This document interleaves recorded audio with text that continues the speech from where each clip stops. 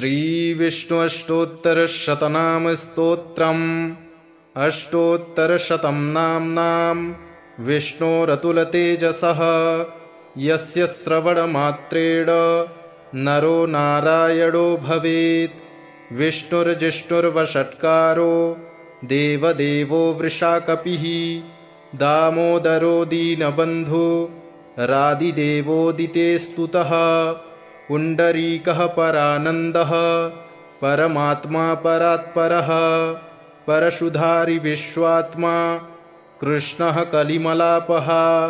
कौस्तुभोद्भासितो रस्को नरो नारायणो हरिः। हरो हरप्रियः स्वामी वैकुण्ठो विश्वतोमुखः ऋषिकेशो प्रमेयात्मा वराहो धरणीधरः वामनो वेदवक्ता च वासुदेवः सनातनः रामो विरामो विरजो रावणारी रमापतिः वैकुण्ठवासी वसुमान् धनदो धरणीधरः धर्मेशो धरणीनाथो ध्येयो धर्मभृतांवरः सहस्रशीर्षा पुरुषः सहस्राक्षः सहस्रपात् सर्वगः सर्ववित् सर्वः शरण्यः साधुवल्लभः कौसल्यानन्दनः श्रीमान् राक्षसः कुलनाशकः जगत्कर्ता जगद्धर्ता जगज्जेता जनार्तिः जानकीवल्लभो देवो जयरूपो जलेश्वरः क्षीराब्धिवासी क्षीराब्धि तनया वल्लभस्तथा शेषशायी पन्नगारी वाहनो विष्टरस्रवः माधवो मथुरानाथो मुकुन्दो मोहनाशनः दैत्यारिः पुण्डरीकाक्षो ह्यच्युतो मधुसूदनः सोमसूर्याग्निनयनो नृसिंहो भक्तवत्सलः नित्यो निरामयः शुद्धो वरदेवो जगत्प्रभुः हयग्रीवो जितरिपु रूपेन्द्रो रुक्मिणीपतिः सर्वदेवमयः श्रीशः सर्वाधारः सनातनः सौम्यः सौम्यप्रदः सृष्टा विश्वक्सेनो जनार्दनः यशोदातनयो योगी योगशास्त्रपरायणः रुद्रात्मको रुद्रमूर्तिः राघवो मधुसूदनः इति ते कथितं दिव्यं नाम्नामष्टोत्तरं शतं सर्वपापहरं पुण्यं दिव्यो रतुलतेजसः दुःखदारिद्र्यदौर्भाग्य नाशनं सुखवर्धनं सर्वसम्पत्करं सौम्यं महापातकनाशनं प्रातरुत्थाय विप्रेन्द्र पठेदेकाग्रमानसः तस्य नश्यन्ति विपदां राशयः सिद्धिमाप्नुयात्। अष्टोत्तरशतं नाम्नां विष्णोरतुलतेजसः यस्य श्रवणमात्रेण नरो नारायणो भवेत्। विष्णुर्जिष्णुर्वषट्कारो देवदेवो वृषाकपिः दामोदरो दीनबन्धु रादिदेवोदिते स्तुतः। पुण्डरीकः परानन्दः परमात्मा परात्परः परशुधारि विश्वात्मा कृष्णः कलिमलापः कौस्तुभोद्भासितो रस्को नरो नारायणो हरिः। हरो हरप्रियः स्वामी वैकुण्ठो विश्वतोमुखः ऋषिकेशो प्रमेयात्मा वराहो धरणीधरः वामनो वेदवक्ता च वासुदेवः सनातनः रामो विरामो विरजो रावणारी रमापतिः वैकुण्ठवासी वसुमान् धनदो धरणीधरः धर्मेशो धरणीनाथो ध्येयो धर्मभृतांवरः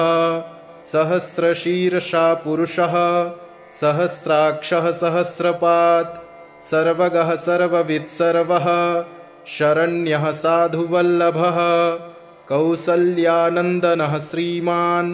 राक्षसः कुलनाशकः जगत्कर्ता जगद्धर्ता जगज्जेता जनार्तिः जानकीवल्लभो देवो जयरूपो जलेश्वरः क्षीराब्धिवासी क्षीराब्धि तनया वल्लभस्तथा शेषशायी पन्नगारी वाहनो विष्टरस्रवः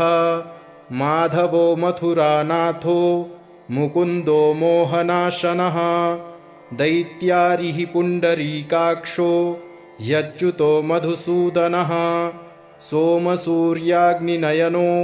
नृसिंहो भक्तवत्सलः नित्यो निरामयः शुद्धो वरदेवो जगत्प्रभुः हयग्रीवो जितरिपु रूपेन्द्रो रुक्मिणीपतिः सर्वदेवमयः श्रीशः सर्वाधारः सनातनः सौम्यः सौम्यप्रदः सृष्टा विश्वक्सेनो जनार्दनः यशोदातनयो योगी योगशास्त्रपरायणः रुद्रात्मको रुद्रमूर्तिः राघवो मधुसूदनः इति ते कथितं दिव्यं नाम्नामष्टोत्तरं शतं सर्वपापहरं पुण्यं दिव्यो रतुलतेजसः दुःखदारिद्र्यदौर्भाग्य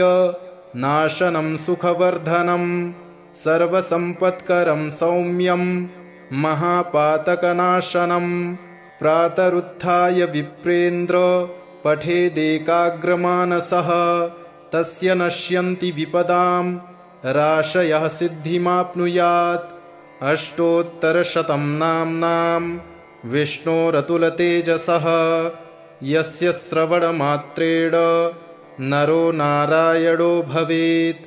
विष्णुर्जिष्णुर्वषट्कारो देवदेवो वृषाकपिः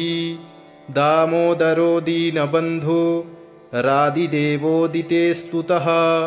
पुण्डरीकः परानन्दः परमात्मा परात्परः परशुधारि विश्वात्मा कृष्णः कलिमलापः कौस्तुभोद्भासितो रस्को नरो नारायणो हरिः हरो हरप्रियः स्वामी वैकुण्ठो विश्वतोमुखः ऋषिकेशो प्रमेयात्मा वराहो धरणीधरः वामनो वेदवक्ता च वासुदेवः सनातनः रामो विरामो विरजो रावणारी रमापतिः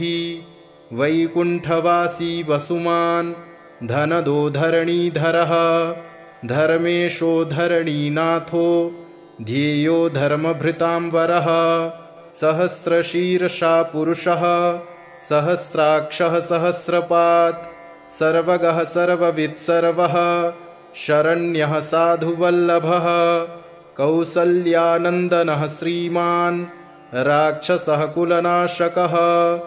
जगत्कर्ता जगद्धर्ता जगज्जेता जनार्तिः जानकीवल्लभो देवो जयरूपो जलेश्वरः क्षीराब्धिवासी क्षीराब्धि तनया वल्लभस्तथा शेषशायी पन्नगारी वाहनो विष्टरस्रवः माधवो मथुरानाथो मुकुन्दो मोहनाशनः दैत्यारिः पुण्डरीकाक्षो ह्यच्युतो मधुसूदनः सोमसूर्याग्निनयनो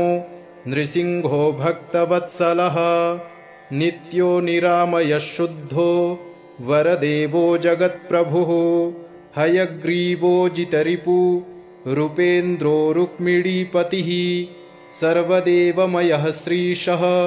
सर्वाधारः सनातनः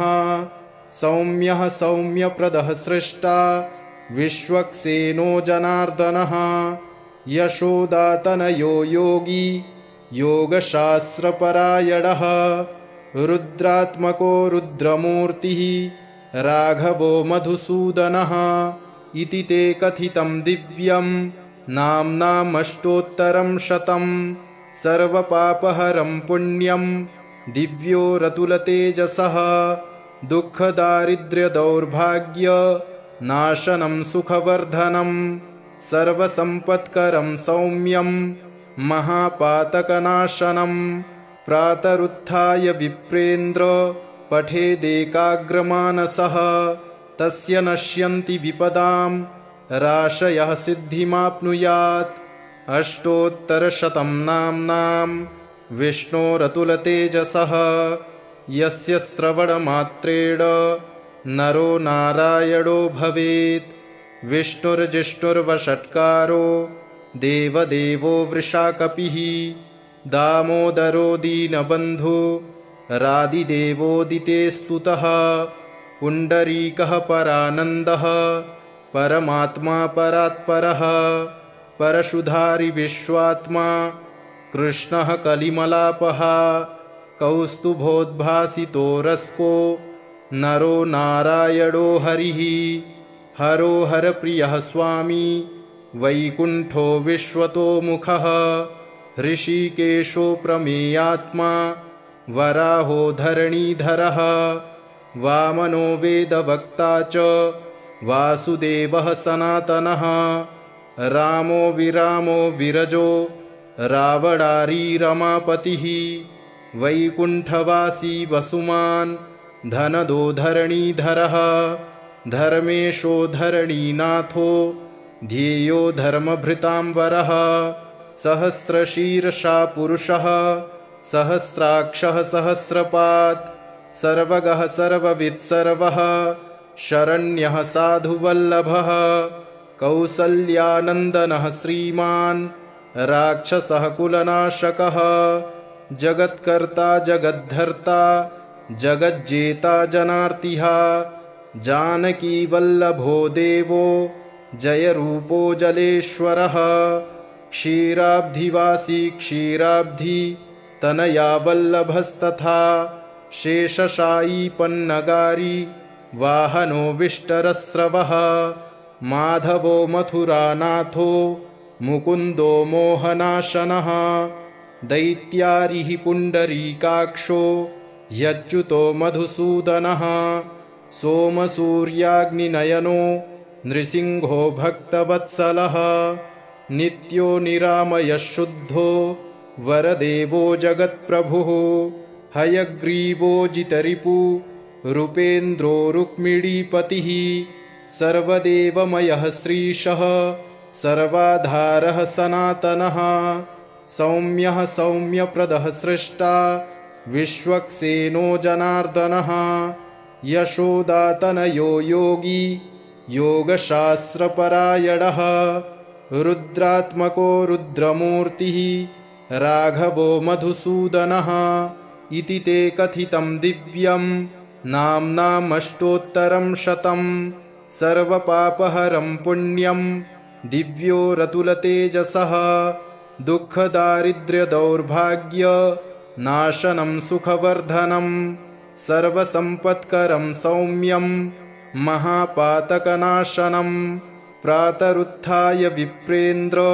पठेदेकाग्रमानसः तस्य नश्यन्ति विपदां राशयः सिद्धिमाप्नुयात्। अष्टोत्तरशतं नाम्नां विष्णोरतुलतेजसः यस्य श्रवणमात्रेण नरो नारायणो भवेत्। विष्णुर्जिष्णुर्वषट्कारो देवदेवो वृषाकपिः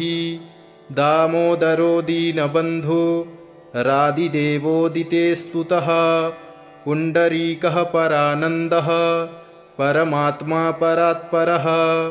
परशुधारि विश्वात्मा कृष्णः कलिमलापः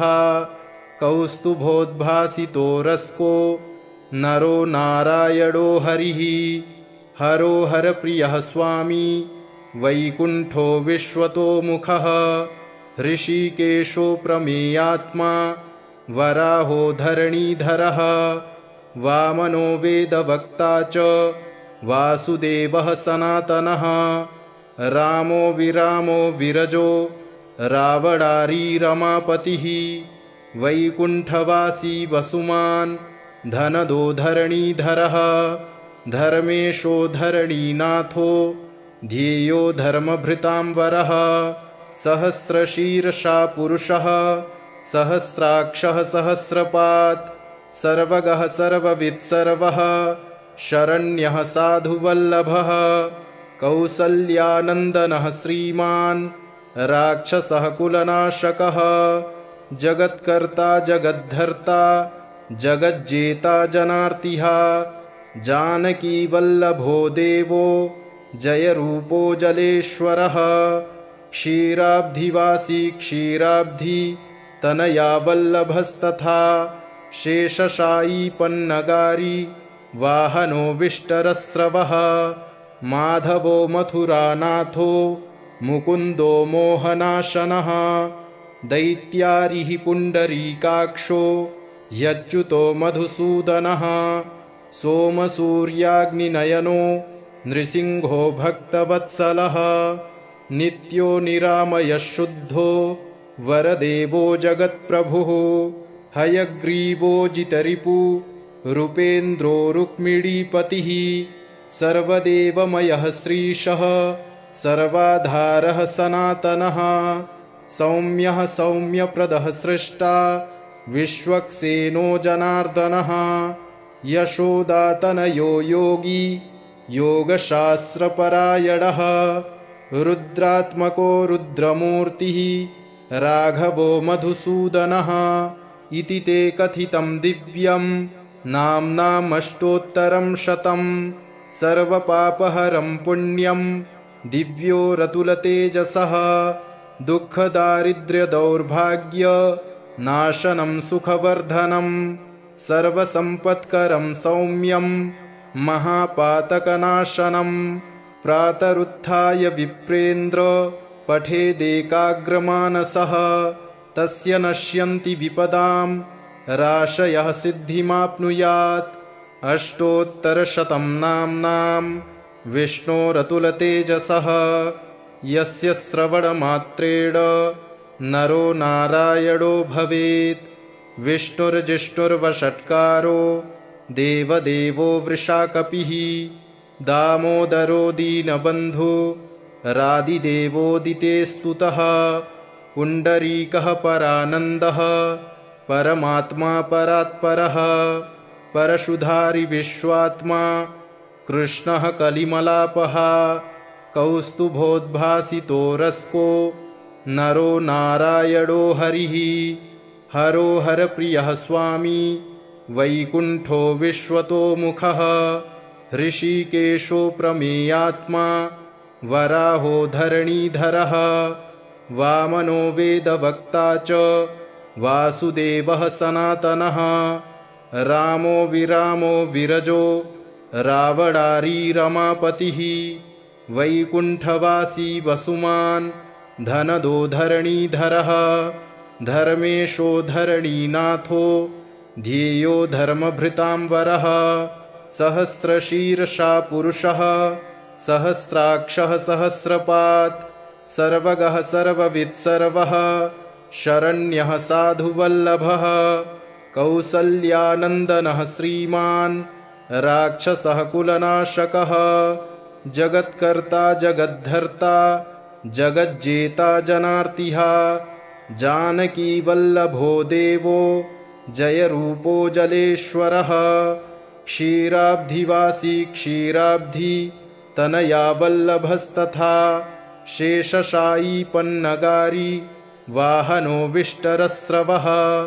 माधवो मथुरानाथो मुकुन्दो मोहनाशनः दैत्यारिः पुण्डरीकाक्षो ह्यच्युतो मधुसूदनः सोमसूर्याग्निनयनो नृसिंहो भक्तवत्सलः नित्यो निरामयः शुद्धो वरदेवो जगत्प्रभुः हयग्रीवो जितरिपु रूपेन्द्रो रुक्मिणीपतिः सर्वदेवमयः श्रीशः सर्वाधारः सनातनः सौम्यः सौम्यप्रदः सृष्टा विश्वक्सेनो जनार्दनः यशोदातनयो योगी योगशास्त्रपरायणः रुद्रात्मको रुद्रमूर्तिः राघवो मधुसूदनः इति ते कथितं दिव्यं नाम्नामष्टोत्तरं शतं सर्वपापहरं पुण्यं दिव्यो रतुलतेजसः दुःखदारिद्र्यदौर्भाग्यनाशनं सुखवर्धनं सर्वसम्पत्करं सौम्यं महापातकनाशनं प्रातरुत्थाय विप्रेन्द्र पठेदेकाग्रमानसः तस्य नश्यन्ति विपदां राशयः सिद्धिमाप्नुयात्। अष्टोत्तरशतं नाम्नां विष्णोरतुलतेजसः यस्य श्रवणमात्रेण नरो नारायणो भवेत्। विष्णुर्जिष्णुर्वषट्कारो देवदेवो वृषाकपिः दामोदरो दीनबन्धु रादिदेवोदिते स्तुतः। पुण्डरीकः परानन्दः परमात्मा परात्परः परशुधारि विश्वात्मा कृष्णः कलिमलापः कौस्तुभोद्भासितो रस्को नरो नारायणो हरिः। हरो हरप्रियः स्वामी वैकुण्ठो विश्वतोमुखः ऋषिकेशो प्रमेयात्मा वराहो धरणीधरः वामनो वेदवक्ता च वासुदेवः सनातनः रामो विरामो विरजो रावणारी रमापतिः वैकुण्ठवासी वसुमान् धनदो धरणीधरः धर्मेशो धरणीनाथो ध्येयो धर्मभृतांवरः सहस्रशीर्षा पुरुषः सहस्राक्षः सहस्रपात् सर्वगः सर्ववित् सर्वः शरण्यः साधुवल्लभः कौसल्यानन्दनः श्रीमान् राक्षसः कुलनाशकः जगत्कर्ता जगद्धर्ता जगज्जेता जनार्तिः जानकीवल्लभो देवो जयरूपो जलेश्वरः क्षीराब्धिवासी क्षीराब्धि तनया वल्लभस्तथा शेषशायी पन्नगारी वाहनो विष्टरस्रवः माधवो मथुरानाथो मुकुन्दो मोहनाशनः दैत्यारिः पुण्डरीकाक्षो ह्यच्युतो मधुसूदनः सोमसूर्याग्निनयनो नृसिंहो भक्तवत्सलः नित्यो निरामयः शुद्धो वरदेवो जगत्प्रभुः हयग्रीवो जितरिपु रूपेन्द्रो रुक्मिणीपतिः सर्वदेवमयः श्रीशः सर्वाधारः सनातनः सौम्यः सौम्यप्रदः सृष्टा विश्वक्सेनो जनार्दनः यशोदातनयो योगी योगशास्त्रपरायणः रुद्रात्मको रुद्रमूर्तिः राघवो मधुसूदनः इति ते कथितं दिव्यं नाम्नामष्टोत्तरं शतं सर्वपापहरं पुण्यं दिव्यो रतुलतेजसः दुःखदारिद्र्यदौर्भाग्यनाशनं सुखवर्धनं सर्वसम्पत्करं सौम्यं महापातकनाशनं प्रातरुत्थाय विप्रेन्द्र पठेदेकाग्रमानसः तस्य नश्यन्ति विपदां राशयः सिद्धिमाप्नुयात्। अष्टोत्तरशतं नाम्नां विष्णोरतुलतेजसः यस्य श्रवणमात्रेण नरो नारायणो भवेत्। विष्णुर्जिष्णुर्वषट्कारो देवदेवो वृषाकपिः दामोदरो दीनबन्धु रादिदेवोदिते स्तुतः। पुण्डरीकः परानन्दः परमात्मा परात्परः परशुधारि विश्वात्मा कृष्णः कलिमलापः कौस्तुभोद्भासितो रस्को नरो नारायणो हरिः। हरो हरप्रियः स्वामी वैकुण्ठो विश्वतोमुखः ऋषिकेशो प्रमेयात्मा वराहो धरणीधरः वामनो वेदवक्ता च वासुदेवः सनातनः रामो विरामो विरजो रावणारी रमापतिः वैकुण्ठवासी वसुमान् धनदो धरणीधरः धर्मेशो धरणीनाथो ध्येयो धर्मभृतां वरः सहस्रशीर्षा पुरुषः सहस्राक्षः सहस्रपात् सर्वगः सर्ववित् सर्वः शरण्यः साधुवल्लभः कौसल्यानन्दनः श्रीमान् राक्षसः कुलनाशकः जगत्कर्ता जगद्धर्ता जगज्जेता जनार्तिः जानकीवल्लभो देवो जयरूपो जलेश्वरः क्षीराब्धिवासी क्षीराब्धि तनया वल्लभस्तथा शेषशायी पन्नगारी वाहनो विष्टरस्रवः माधवो मथुरानाथो मुकुन्दो मोहनाशनः दैत्यारिः पुण्डरीकाक्षो ह्यच्युतो मधुसूदनः सोमसूर्याग्निनयनो नृसिंहो भक्तवत्सलः नित्यो निरामयः शुद्धो वरदेवो जगत्प्रभुः हयग्रीवो जितरिपु रूपेन्द्रो रुक्मिणीपतिः सर्वदेवमयः श्रीशः सर्वाधारः सनातनः सौम्यः सौम्यप्रदः सृष्टा विश्वक्सेनो जनार्दनः यशोदातनयो योगी योगशास्त्रपरायणः रुद्रात्मको रुद्रमूर्तिः राघवो मधुसूदनः इति ते कथितं दिव्यं नाम्नामष्टोत्तरं शतं सर्वपापहरं पुण्यं दिव्यो रतुलतेजसः दुःखदारिद्र्यदौर्भाग्य नाशनं सुखवर्धनं सर्वसम्पत्करं सौम्यं महापातकनाशनं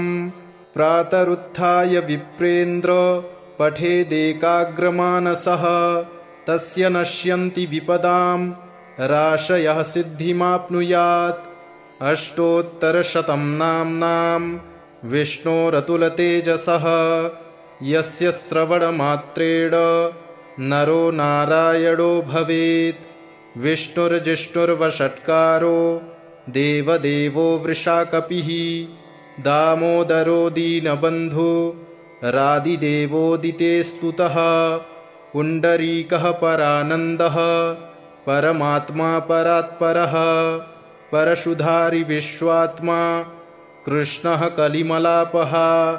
कौस्तुभोद्भासितो रस्को नरो नारायणो हरिः हरो हरप्रियः स्वामी वैकुण्ठो विश्वतोमुखः ऋषिकेशो प्रमेयात्मा वराहो धरणीधरः वामनो वेदवक्ता च वासुदेवः सनातनः रामो विरामो विरजो रावणारी रमापतिः वैकुण्ठवासी वसुमान् धनदो धरणीधरः धर्मेशो धरणीनाथो ध्येयो धर्मभृतां वरः सहस्रशीर्षा पुरुषः सहस्राक्षः सहस्रपात् सर्वगः सर्ववित् सर्वः शरण्यः साधुवल्लभः कौसल्यानन्दनः श्रीमान् राक्षसः कुलनाशकः जगत्कर्ता जगद्धर्ता जगज्जेता जनार्तिः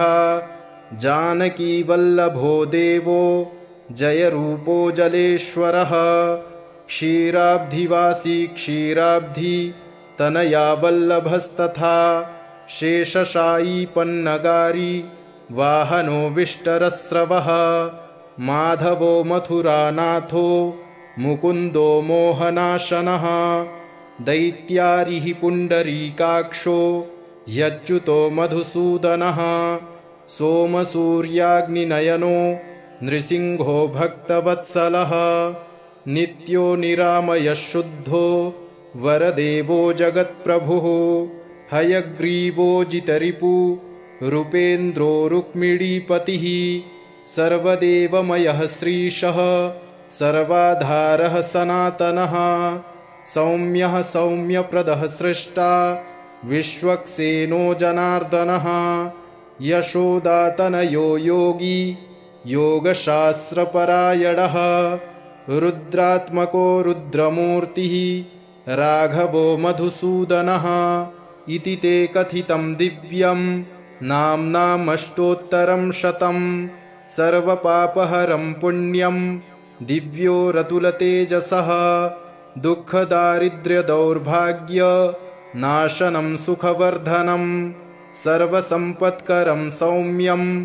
महापातकनाशनं प्रातरुत्थाय विप्रेन्द्र पठेदेकाग्रमानसः तस्य नश्यन्ति विपदां राशयः सिद्धिमाप्नुयात् अष्टोत्तरशतं नाम्नां विष्णोरतुलतेजसः यस्य श्रवणमात्रेण नरो नारायणो भवेत् विष्णुर्जिष्णुर्वषट्कारो देवदेवो वृषाकपिः दामोदरो दीनबन्धु रादिदेवोदिते स्तुतः पुण्डरीकः परानन्दः परमात्मा परात्परः परशुधारि विश्वात्मा कृष्णः कलिमलापः कौस्तुभोद्भासितो रस्को नरो नारायणो हरिः हरो हरप्रियः स्वामी वैकुण्ठो विश्वतोमुखः ऋषिकेशो प्रमेयात्मा वराहो धरणीधरः वामनो वेदवक्ता च वासुदेवः सनातनः रामो विरामो विरजो रावणारी रमापतिः वैकुण्ठवासी वसुमान् धनदो धरणीधरः धर्मेशो धरणीनाथो ध्येयो धर्मभृतांवरः सहस्रशीर्षा पुरुषः सहस्राक्षः सहस्रपात् सर्वगः सर्ववित् सर्वः शरण्यः साधुवल्लभः कौसल्यानन्दनः श्रीमान् राक्षसः कुलनाशकः जगत्कर्ता जगद्धर्ता जगज्जेता जनार्तिः जानकीवल्लभो देवो जयरूपो जलेश्वरः क्षीराब्धिवासी क्षीराब्धि तनया वल्लभस्तथा शेषशायी पन्नगारी वाहनो विष्टरस्रवः माधवो मथुरानाथो मुकुन्दो मोहनाशनः दैत्यारिः पुण्डरीकाक्षो ह्यच्युतो मधुसूदनः सोमसूर्याग्निनयनो नृसिंहो भक्तवत्सलः नित्यो निरामयः शुद्धो वरदेवो जगत्प्रभुः हयग्रीवो जितरिपु रूपेन्द्रो रुक्मिणीपतिः सर्वदेवमयः श्रीशः सर्वाधारः सनातनः सौम्यः सौम्यप्रदः सृष्टा विश्वक्सेनो जनार्दनः यशोदातनयो योगी योगशास्त्रपरायणः रुद्रात्मको रुद्रमूर्तिः राघवो मधुसूदनः इति ते कथितं दिव्यं नाम्नामष्टोत्तरं शतं सर्वपापहरं पुण्यं दिव्यो रतुलतेजसः दुःखदारिद्र्यदौर्भाग्य नाशनं सुखवर्धनं सर्वसम्पत्करं सौम्यं महापातकनाशनं प्रातरुत्थाय विप्रेन्द्र पठेदेकाग्रमानसः तस्य नश्यन्ति विपदां राशयः सिद्धिमाप्नुयात् अष्टोत्तरशतं नाम्नां विष्णोरतुलतेजसः यस्य श्रवणमात्रेण नरो नारायणो भवेत् विष्णुर्जिष्णुर्वषट्कारो देवदेवो वृषाकपिः दामोदरो दीनबन्धु रादिदेवोदिते स्तुतः पुण्डरीकः परानन्दः परमात्मा परात्परः परशुधारि विश्वात्मा कृष्णः कलिमलापः कौस्तुभोद्भासितो रस्को नरो नारायणो हरिः हरो हरप्रियः स्वामी वैकुण्ठो विश्वतोमुखः ऋषिकेशो प्रमेयात्मा वराहो धरणीधरः वामनो वेदवक्ता च वासुदेवः सनातनः रामो विरामो विरजो रावणारी रमापतिः वैकुण्ठवासी वसुमान् धनदो धरणीधरः धर्मेशो धरणीनाथो ध्येयो धर्मभृतांवरः सहस्रशीर्षा पुरुषः सहस्राक्षः सहस्रपात् सर्वगः सर्ववित् सर्वः शरण्यः साधुवल्लभः कौसल्यानन्दनः श्रीमान् राक्षसः कुलनाशकः जगत्कर्ता जगद्धर्ता जगज्जेता जनार्तिः जानकीवल्लभो देवो जयरूपो जलेश्वरः क्षीराब्धिवासी क्षीराब्धि तनया वल्लभस्तथा शेषशायी पन्नगारी वाहनो विष्टरस्रवः माधवो मथुरानाथो मुकुन्दो मोहनाशनः दैत्यारिः पुण्डरीकाक्षो ह्यच्युतो मधुसूदनः सोमसूर्याग्निनयनो नृसिंहो भक्तवत्सलः नित्यो निरामयः शुद्धो वरदेवो जगत्प्रभुः हयग्रीवो जितरिपु रूपेन्द्रो रुक्मिणीपतिः सर्वदेवमयः श्रीशः सर्वाधारः सनातनः सौम्यः सौम्यप्रदः सृष्टा विश्वक्सेनो जनार्दनः यशोदातनयो योगी योगशास्त्रपरायणः रुद्रात्मको रुद्रमूर्तिः राघवो मधुसूदनः इति ते कथितं दिव्यं नाम्नामष्टोत्तरं शतं सर्वपापहरं पुण्यं दिव्यो रतुलतेजसः दुःखदारिद्र्यदौर्भाग्य नाशनं सुखवर्धनं सर्वसम्पत्करं सौम्यं महापातकनाशनं प्रातरुत्थाय विप्रेन्द्र पठेदेकाग्रमानसः तस्य नश्यन्ति विपदां राशयः सिद्धिमाप्नुयात् अष्टोत्तरशतं नाम्नां विष्णोरतुलतेजसः यस्य श्रवणमात्रेण नरो नारायणो भवेत् विष्णुर्जिष्णुर्वषट्कारो देवदेवो वृषाकपिः दामोदरो दीनबन्धु रादिदेवोदिते स्तुतः पुण्डरीकः परानन्दः परमात्मा परात्परः परशुधारि विश्वात्मा कृष्णः कलिमलापः कौस्तुभोद्भासितो रस्को नरो नारायणो हरिः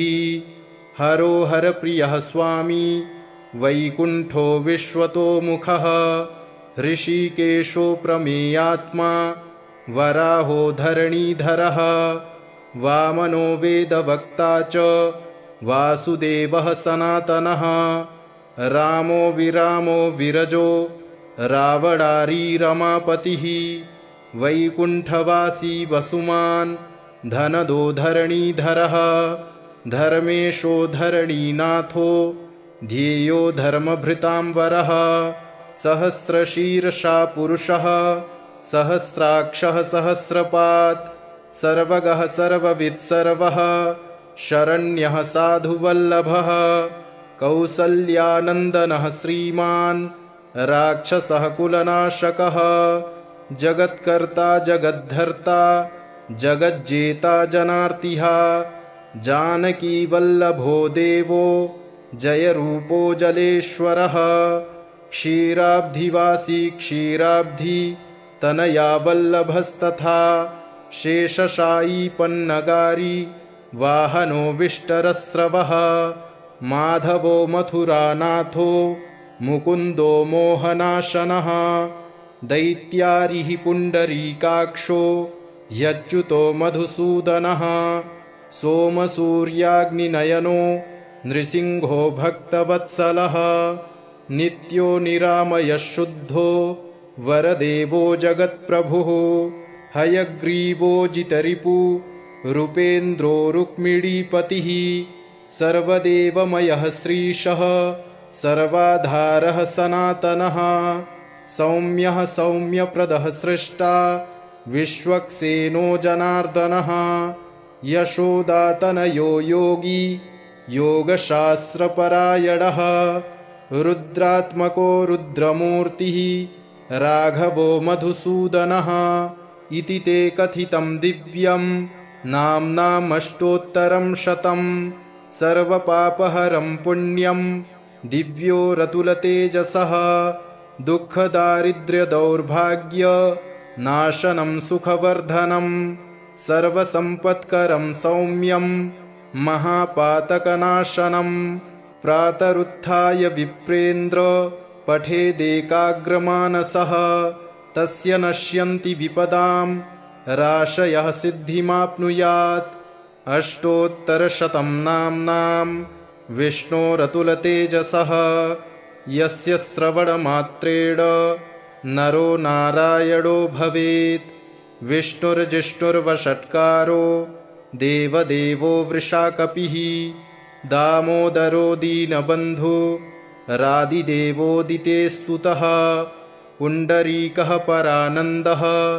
परमात्मा परात्परः परशुधारि विश्वात्मा कृष्णः कलिमलापः कौस्तुभोद्भासितो रस्को नरो नारायणो हरिः हरो हरप्रियः स्वामी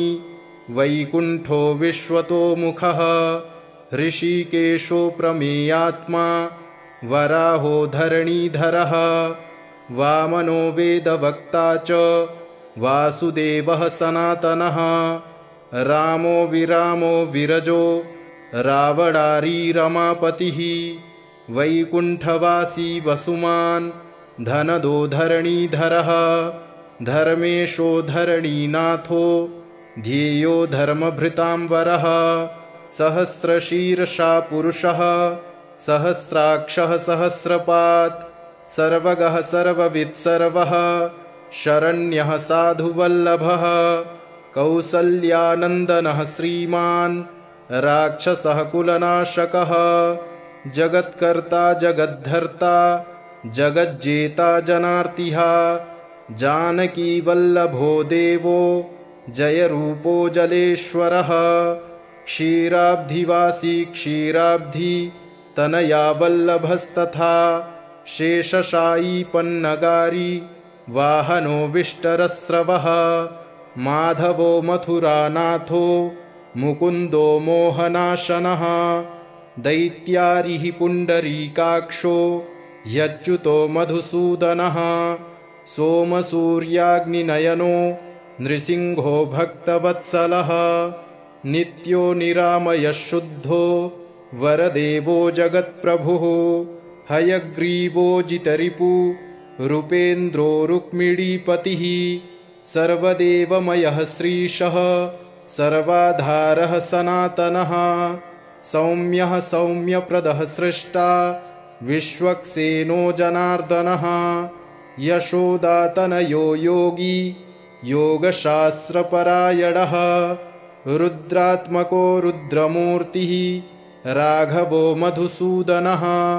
इति ते कथितं दिव्यं नाम्नामष्टोत्तरं शतं सर्वपापहरं पुण्यं दिव्यो रतुलतेजसः दुःखदारिद्र्यदौर्भाग्य नाशनं सुखवर्धनं सर्वसम्पत्करं सौम्यं महापातकनाशनं प्रातरुत्थाय विप्रेन्द्र पठेदेकाग्रमानसः तस्य नश्यन्ति विपदां राशयः सिद्धिमाप्नुयात् अष्टोत्तरशतं नाम्नां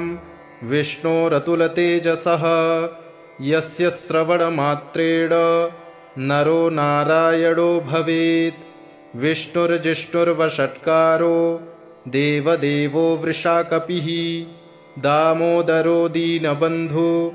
रादिदेवोदिते स्तुतः पुण्डरीकः परानन्दः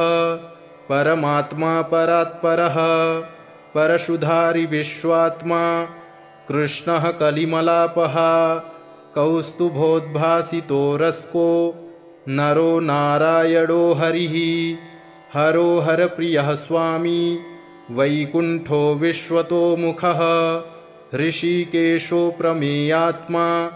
वराहो धरणीधरः वामनो वेदवक्ता च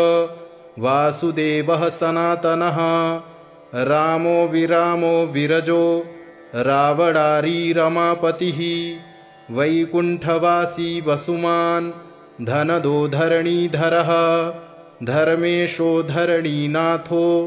ध्येयो धर्मभृतांवरः सहस्रशीर्षा पुरुषः सहस्राक्षः सहस्रपात् सर्वगः सर्ववित् सर्वः शरण्यः साधुवल्लभः कौसल्यानन्दनः श्रीमान् राक्षसः कुलनाशकः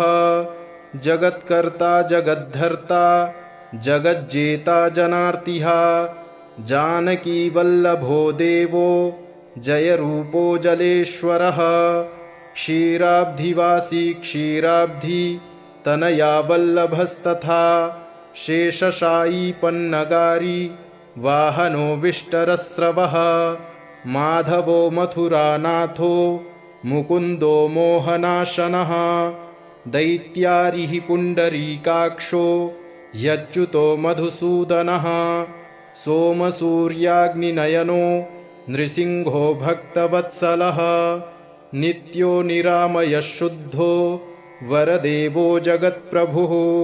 हयग्रीवो जितरिपु रूपेन्द्रो रुक्मिणीपतिः सर्वदेवमयः श्रीशः सर्वाधारः सनातनः सौम्यः सौम्यप्रदः सृष्टा विश्वक्सेनो जनार्दनः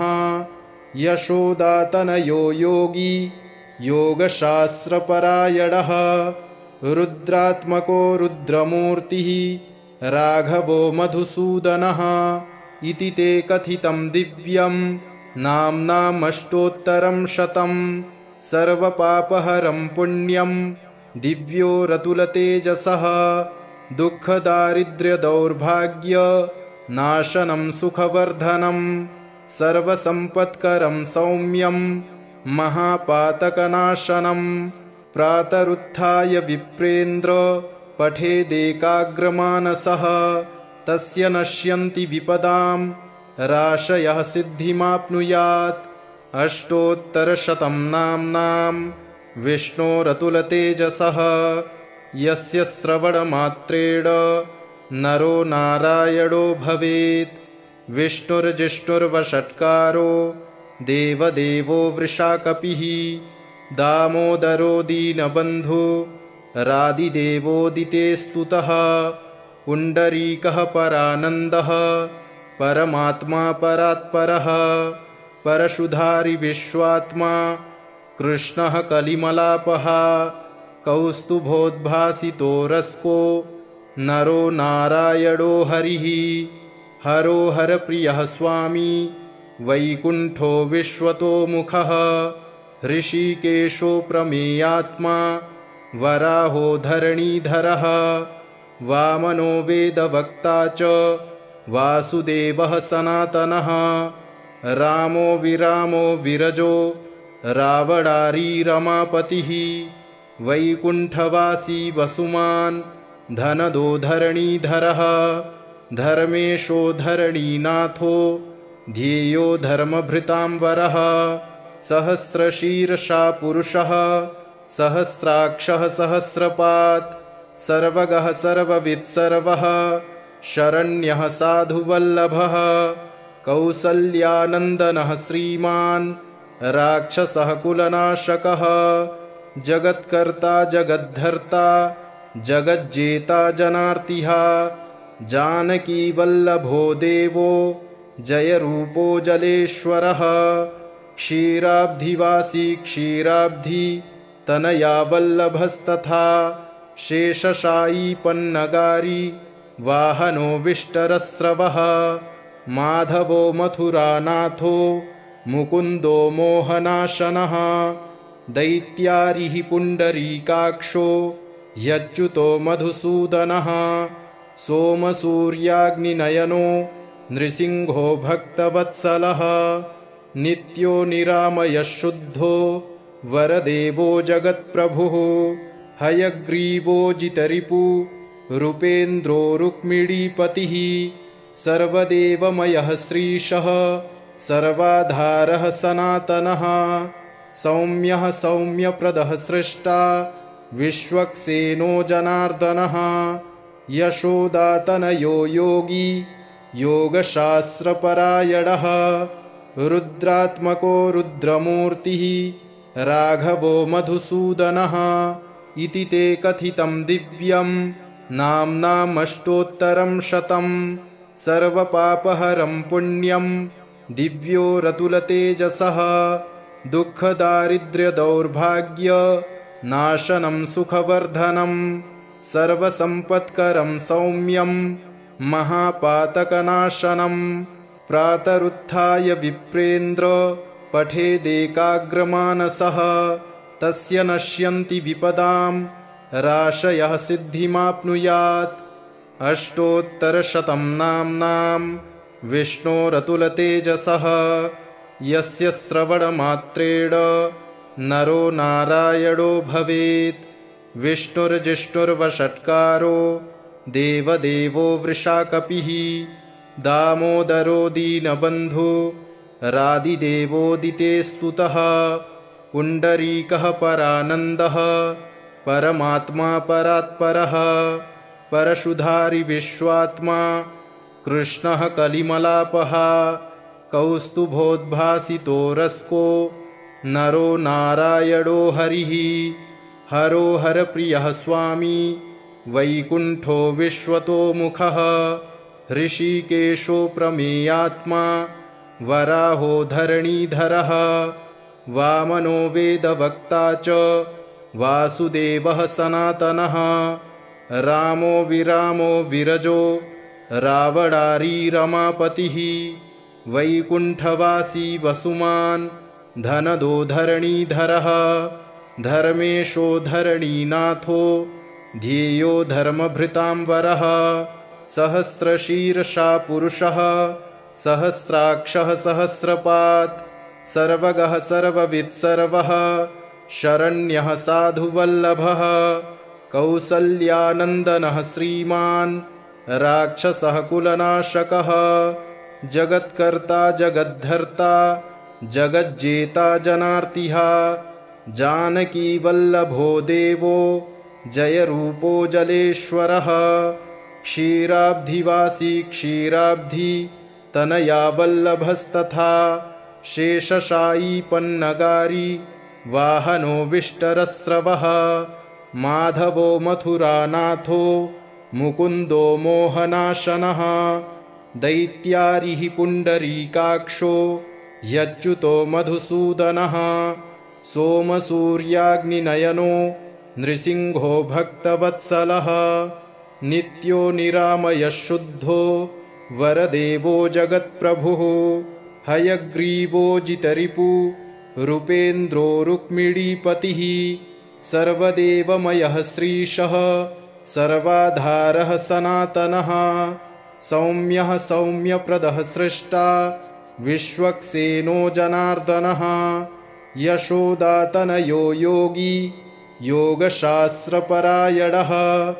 रुद्रात्मको रुद्रमूर्तिः राघवो मधुसूदनः इति ते कथितं दिव्यं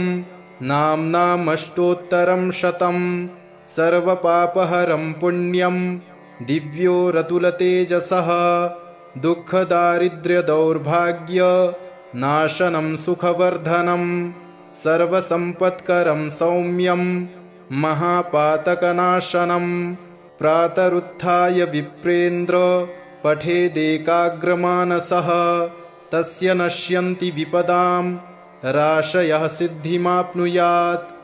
इति श्रीविष्णोः अष्टोत्तरशतनामस्तोत्रम् सम्पूर्णम्।